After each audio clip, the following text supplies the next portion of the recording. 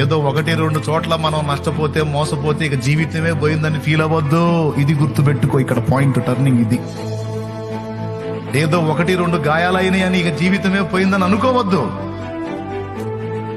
ఎవరు చూస్తున్నారు నీ లైఫ్నే? అదిగో నిరంతరం నిన్ను దృష్టిస్తున్నాడు.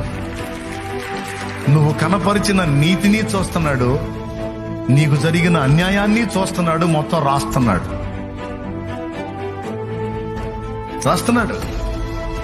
తగిన కాలమందు తప్పనిసరిగా ఆయన నిన్ను హెచ్చిస్తాడు. మేలు చేసిన వారికి, దేవుని దృష్టిలో మంచిగా నడుచుకుంటానికి అలవాటు చేసుకుంటున్న వాళ్ళకి పరీక్ష కోసం కొన్ని రకాల ఎదురు దెబ్బలు రావచ్చు.